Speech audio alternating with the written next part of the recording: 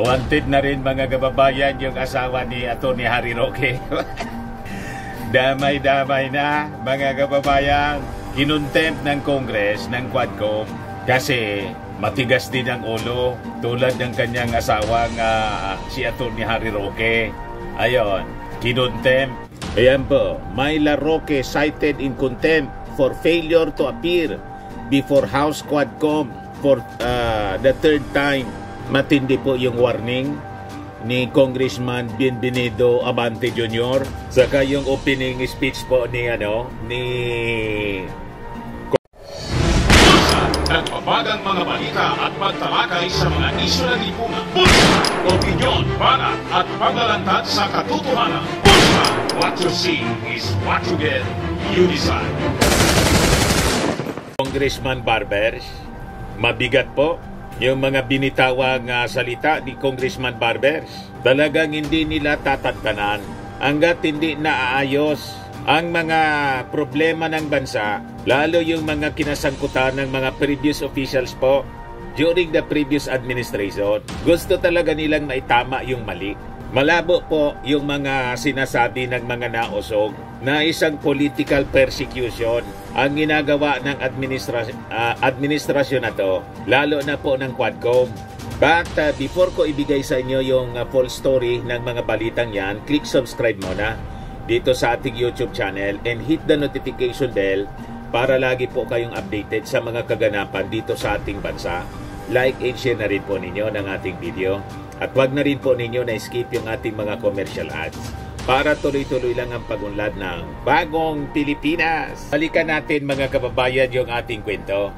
Yung mag-asawa po, parehas ng wanted. Yan kasi, matitigas ang ulo. Sabi dito sa report ng Impact Leadership, relationship goals. The House Quad Committee has cited Myla Roque, the wife of former presidential spokesperson Harry Roque, in contempt for her failure to appear before the panel for the third consecutive time. The Quad Committee, which is investigating illegal Philippine offshore gaming operations or POGOs and other illicit activities, summoned Myla Roque to testify, but she has repeatedly failed to comply with the orders. As a result, the committee moved to hold her in contempt. Hindi po obra ang angas nitong mga minions ni Digong. Pero anya Mr. Maravillas, nabasa mo yung mga lumalabas na balita na pati si Inday malamang makontempt din. Hintayin natin mga kababayan kasi may investigation din po yung Committee on Good Government and Public Accountability. Tingnan natin kung ano yung magiging desisyon ng committee. Kasi may power naman po talaga na i-contempt. Yung mga sinasabi nila na abuso, inaabuso daw ito ng committee. Kayo yung abusado eh. Kung hindi kayo umabuso nung panahon ninyo, walang investigasyon sana na ginagawa yung Congress. Kailangan ito mga kababayan na gawin para maitama yung mga mali. Ang daming mali, ang daming krimen at illegalities na kinasangkutan yung previous administration. At sabi ko nga po, malamang sa malamang ito pong bumubulwak na mga irregularities and crimes involving officials of the previous administration could affect the political future ng mga Duterte at mga alyado nila, lalo yung mga seeking re-election po in the Senate, pati sa Congress. Kasi siyempre, unti-unti na pong nagigising yung ating mga kababayan. Ganon pala niya katindi ang ginawa ng previous administration na pinapalitaw nila malinis yung kanilang pamamalakad noon. Pero lumalabas ngayon ang matinding kabulukan. You see, putting our country in great risk sa national security. Ito pong itong investigasyon hindi lang sa EJK kundi sa POGO at yung drug war. Itong sa POGO po, konektado po sa pamamakyaw ng mga properties, real estate in thousands of hectares ng mga Chinese. So ganun po ito kaimportante, kaseryoso, involving our national security and our very existence as a nation, mga kababayan. Kaya nangayayat na po si Harry Roque. Sabi po ni mabigat yung binitawan po na speech ni Congressman Abante. Sabi po ni Abante, to all those who believe they can continue to evade the law. Story ng balitang yan, click subscribe muna dito sa ating YouTube channel and hit the notification bell para lagi po kayong updated sa mga kaganapan dito sa ating bansa.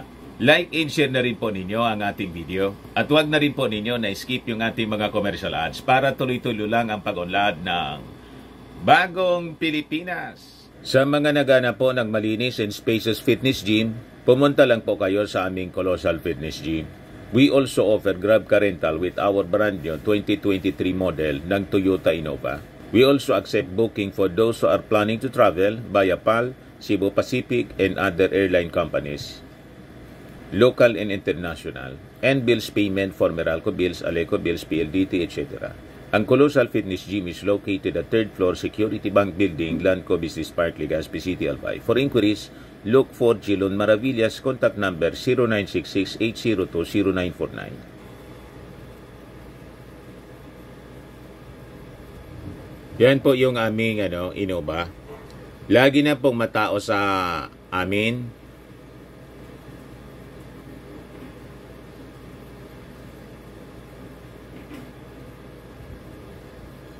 Yan po mga bagong clients namin. Napakaganda at colorful at napakalinis ng aming gym po. Pati mga foreigners po pumupunta sa amin, mga British tourist po sila dito sa Legazpi. Na-set up na rin po yung aming mga brand new gym equipment.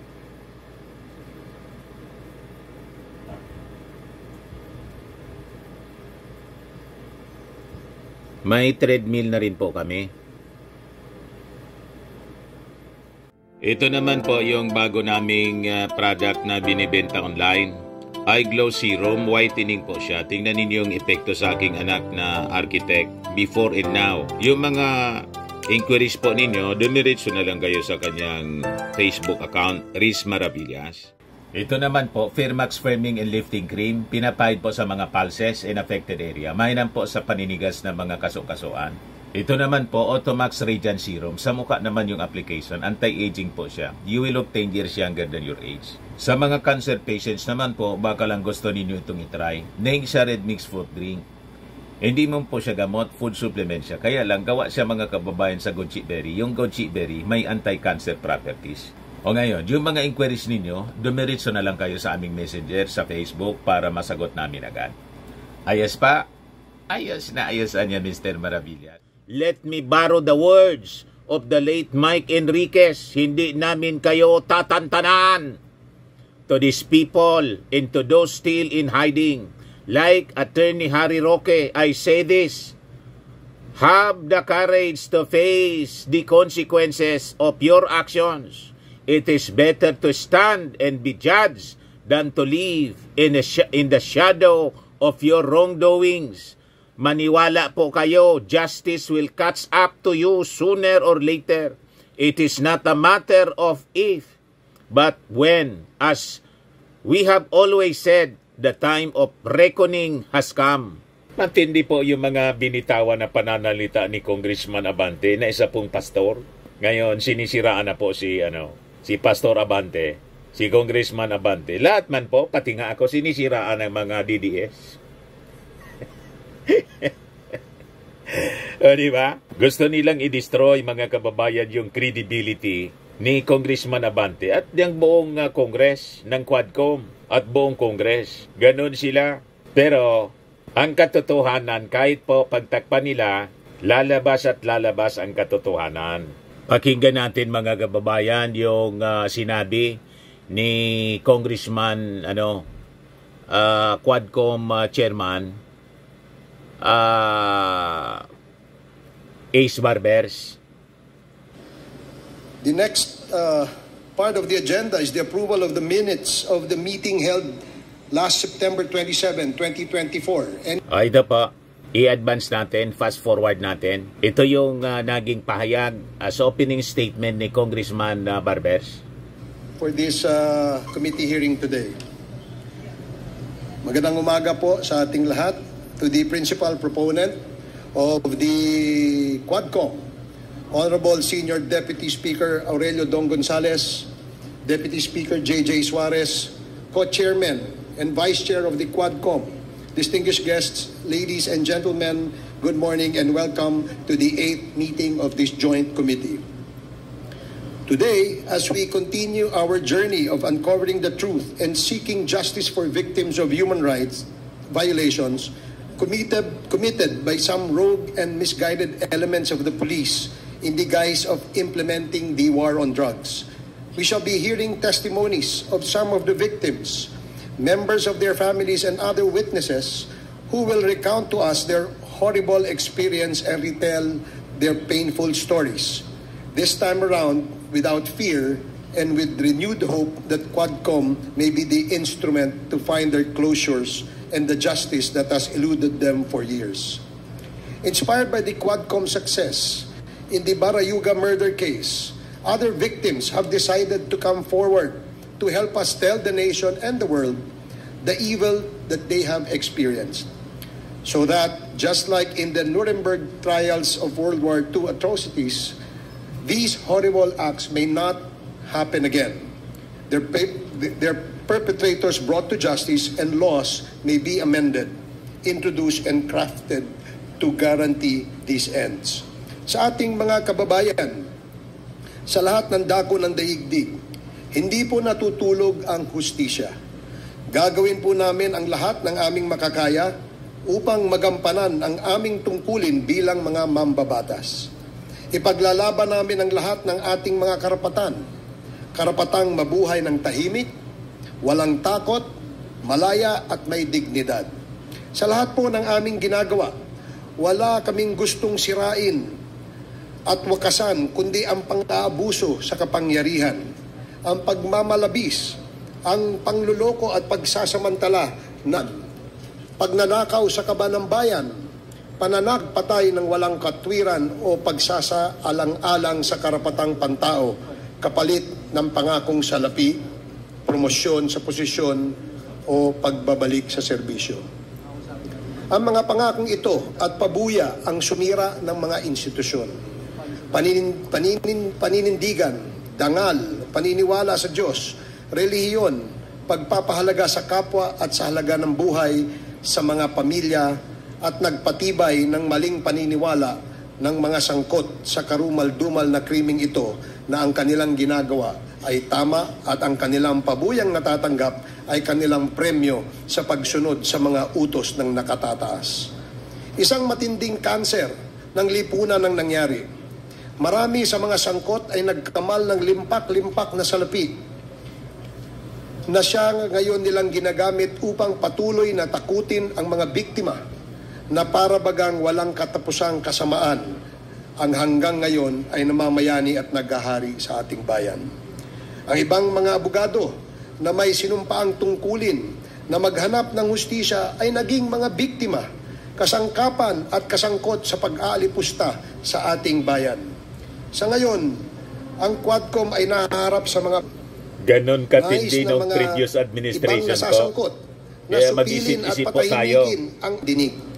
Sa Korte Suprema, may mga aksyon na nakabinbin kung saan ay hiniling ng mga nasasangkot at mga dayuhan na ipatigil ang ating pandinig o alisan ng kapangyarihan ang komiting ito na humiling ng mga dokumento at paliwanag mula sa mga taong ito. Para sa kaalaman ng lahat, mismo ang ating tas, yan po yung ginawa ni Inday. Ang nagbigay ng kapangyarihan sa Kongreso nagpetisyon sa Kongres o sa upang bumalangkas Supreme ng mga Court batas na magbibisyon sa mga mamamayan laban sa mga masasamang gawain gaya ng mga nakita at napatunayan natin sa mga nakalipas nating mga pagdinig. Habang patuloy sila sa pagtanggi na sila ay limpak-limpak, ganon din ang ginawa ni Harry Roque, denied yung writ of amparo niya. Paano nila nababayaran ang mga sangkatutak na abogadong ito? Sila na rin ang nagpapasinungaling sa kanilang mga sinabi rito. Mga minamahal naming mga kababayan, ano man po ang hadlang na itatapon sa amin mananatili kaming tapat sa inyo. Makakaasa kayo na patuloy naming gagampanan ang aming tungkulin.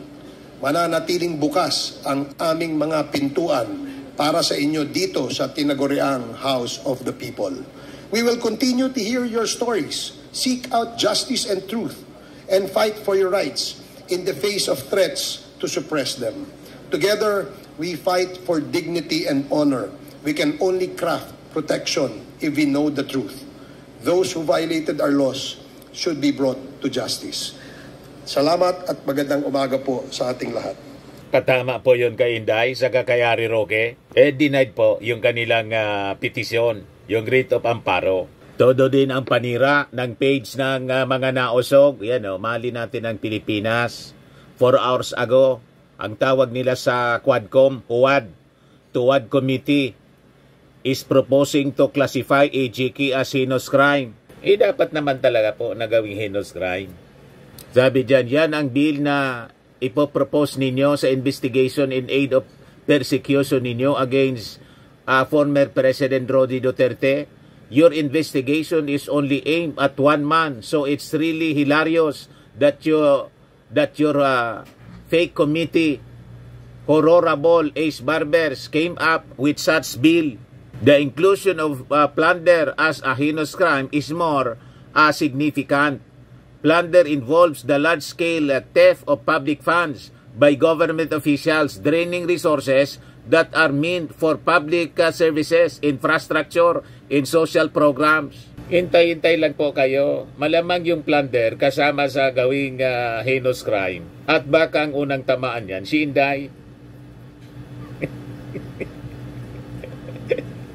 O diba? Sabi natin, be careful of what you say and you wish. Baka marinig. Diba? At pagbigyan kayo. Sabi nga po ni Congressman Joel Chua, lumampas na sa nasurpas sa sa plunder yung kinasangkutan ni Inday doon sa paggamit ng kanyang confidential funds. Hintay-hintay kayo. Baka itong sinasabi ninyo na dapat yung plunder gawing heinous crime, talagang gawin at ang tatamaan po kayo. Reaction nila ito sa post ng Quad Committee. Yan Congressman leading the House Quadcom inquiry filed a bill seeking to reclassify and penalize extrajudicial killing as heinous crime. Sabi ng report ng ABS-CBN. Yan po yung final nila, House Bill 10986. O ngayon, pakinggan natin yung opening statement po ni Congressman Abante. Siya po yung Chairman Committee on Human Rights. Maraming salamat, Mr. Chair. My incredibly industrious co-chairs, our distinguished colleagues, resource persons and witnesses, mga kababayan, ang mga nanonood po ngayon na libu-libong mga kababayan natin dito po sa Quadcom hearing, tayo po nagsimula na ng ating Season 2 ng hearing na ito. At ang panimula ay tungkol po sa extrajudicial killings. Today, we continue the important work of the Quad Committee in seeking justice for the countless lives that have been affected and lost due to the evils of pogos, illegal drugs, and extrajudicial killings. But before I continue, I would like to acknowledge the members of the Quad Committee who have returned to work despite the ongoing House break, a time when many of our colleagues are filing their certificates of candidacy. This hearing was originally scheduled for October 17, but we moved it up because the House of Representatives recognizes that justice cannot wait. The urgency of our work is clear. Those responsible for the violence and suffering we have uncovered must be held accountable. we must continue to be resolute in our quest for justice. Kahit na po dapat kami ay nandun na sa aming mga distrito upang kami magpakilala bilang mga kandidato rin naman. Andito kami upang ipagpatuloy po natin ang ating tinatawag na quest for justice. The Bible reminds us in Proverbs 21 verse number 15, and I quote, "It is joy to the just to do judgment, but destruction shall be to the workers of iniquity." Destruction shall be to the workers of iniquity. End of quote. This passage, ladies and gentlemen, my friends, speaks of the righteous path of justice and the inevitable downfall of those who commit wrongdoing. It helps us to remember our duty in this committee to ensure that justice is served and that those responsible for violence, corruption, and extrajudicial killings will face the consequences of their actions. To all those who believe they can continue to evade the law, let me borrow the words of the late Mike Enriquez, "Hindi namin kayo tatantanan." Kanina, andun po kami Hindi tatantanan po. sa bills and tawag doon, bills and records section. Kami po ay nag-file ng 2 bill. Ito po ang House Bill number 10986 tungkol sa EJK at House Bill 10987 Anti-Offshore Gaming Operations Act, upang sabihin sa ating mga taong bayan na ang Quad Committee ito ay concerned in aid of legislations. Pero gusto ko rin pong bigyan ng babala ang mga tao na siyang guilty sa mga krimen na ito pang Quad Committee ay pwede rin namin gamitin in aid of prosecution. During this short pause in our hearings, this representation could not stop thinking about the information we have unearthed. We have heard in these hearings shocking examples of unexplained wealth. Ito po'y binanggit na sa inyo ng ating Quad Committee Chairman. Houses that cost millions of pesos, businesses bought and owned by those living on government salaries. This reminds me of the line that appears at the beginning of the book by Mario Puzo, the Godfather, attributed to the Honoré de Balzac. The quote is, "Behind every great fortune, there is a crime." The crimes we are investigating, however, go far beyond mere financial gain. They have resulted in the loss of life. I cannot fathom how those who have enriched themselves at the cost of the suffering of others can live with themselves knowing that their fortunes are built on the blood of their fellow citizens. How they can live lavishly knowing that their money is blood money. Hindi po kami ang Quadcom ang maghihiganti rito, kundi ang sabi po ng ating Panginoon, "Vengeance is mine, saith the Lord, I will repay." Gagamitin po ng Diyos ang ating mga korte, ang ahensya ng gobyerno, mga law enforcement agencies. Gagamitin po ng Diyos ang taong bayan upang makita po natin na ang mga taong gumawa ng mga krimen na ito ay hindi maaaring makatakas. To these people and to those still in hiding, like Attorney Harry Roque, I say this: Have the courage to face the consequences of your action. It is better to stand and be judged than to live in the shadow of your wrongdoings. Maniwala po kayo, justice will catch up to you sooner or later. It is not a matter of if, but when. As we have always said, the time of reckoning has come.